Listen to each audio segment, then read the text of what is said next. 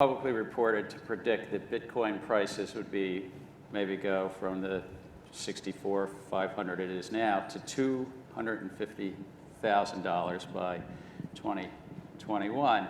I want to couple that with some Nobel laureates like Paul Krugman and others, and Joe Stiglitz and so forth, and even great investors like Warren Buffett, who would take the other side of that. Look, those guys are wonderful. Warren Buffett, just so you get the idea, I have a lot of Bitcoin, so I really care about how it does.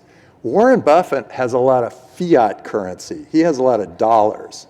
He doesn't like the fact that all of a sudden there's a better currency. And he's going, wait, what about my money? And meanwhile, all this stuff is coming, and he's going, oh, wait, no, I want dollars. We should all work in dollars. This is what I have. Same thing with Jamie Dimon. He's going, we control all your dollars. We are a bank, and we control all of your dollars. And then he's starting to see like 1%, 2%, 5% of some of his big accounts leaving. He's saying, whoa, where are you taking all that money? And they're saying, well, I'm going into a better currency. And he's not able to provide that better currency, any kind of service around that better currency. So these guys are moving it into Coinbase, or they're moving it into Binance or somewhere else.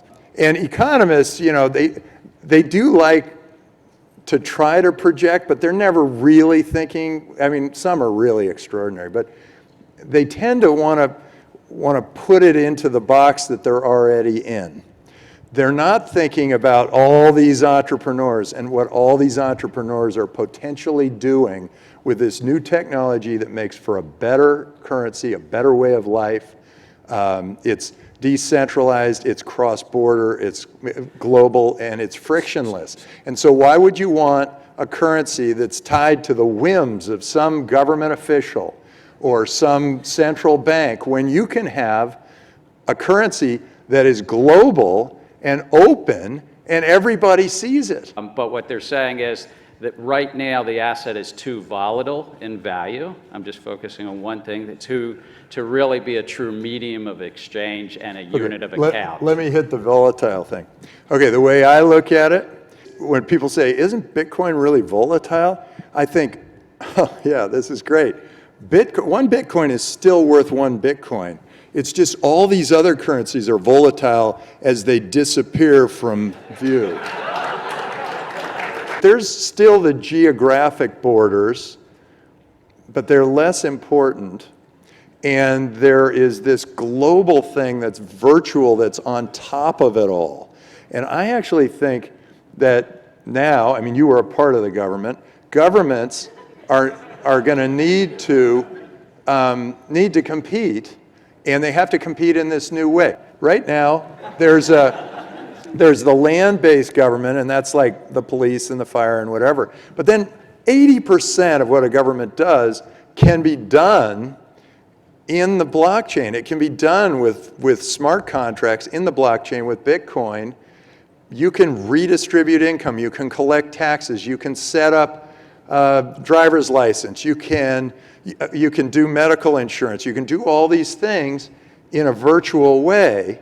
And that pretty much shrinks government down and makes government compete across border. I have the third virtual residency card from Estonia. There are now 50,000 virtual residents of Estonia. They don't have to set foot in Estonia, and they can still be a part of that country, and they can be provided with government services. And now Malaysia is also a virtual government. And Kazakhstan is starting a virtual government. You're going to start seeing these governments compete for all of us. They are going to be able to provide better health care insurance, better safety net, better pension, all these things, and much more effectively, much more efficiently, and cheaper. Under this U.S. securities laws, there's a number of ways you can access capital. One way is what Tim just said, through the accredited investor, Reg D, for those who are interested, roles accredited investor. But there are other ways to do it through crowdfunding and through traditional offerings. I do think that the two things we agreed on, the basic idea that you address the information asymmetry, that the entrepreneurial team has to share enough information so people can make their own decisions. I think there's a better way to do it, and that is to make everyone sophisticated investors. You're such a successful venture capitalist, you always look back and say, well, where could I be wrong? I'm going to let you in on a secret, and that is I never care about what could go wrong. All I think about is how high is up. If this thing's successful, how big can it get? Because so many things can go wrong. And what's the big market constraint you see in Bitcoin, Ether, and the crypto world? It's like all the other transformational technologies. The resistance is only in fear. The resistance, so if you just plow through your fear, this thing is going and it's going to completely transform the world, and we're going to have an awesome world. So it's just, in my mind, just a matter of time. And the more fear we impose on these tokens and Bitcoin and the blockchain, the longer it will take, but it's happening.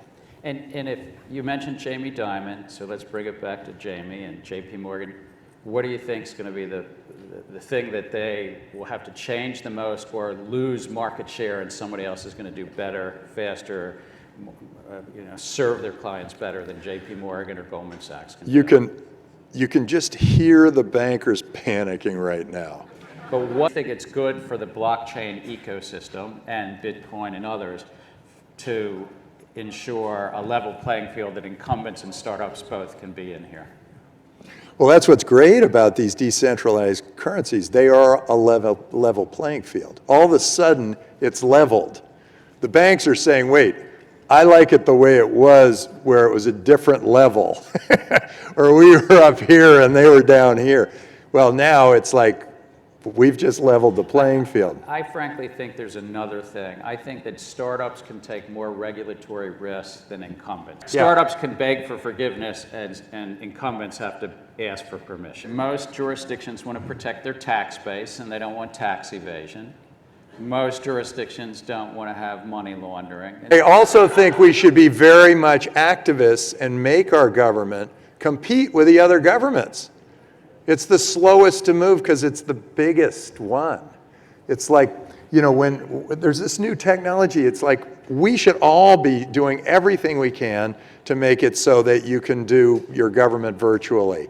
But the governments that are doing that are really going proactive on that, are like Malta and Gibraltar and all the small governments, because they're little boats and they can go, hey, this is cool. I can get 1 billion Maltese. We could have 1 billion virtual Maltese. Yeah, I think something else is going on, and it's been classic around tax havens. Small population centers feel that they can afford to be light on taxes, maybe even zero taxes to bring commerce in. It's harder when you have a big population center. There's some different motivations. I'm saying there's a big boat. The U.S. government's a huge boat. And getting it to change direction or to maybe throw some of the baggage off the side is very difficult. Right. And that's a tough thing to do. But we're about to go into this new wild renaissance where suddenly governments have to compete for us.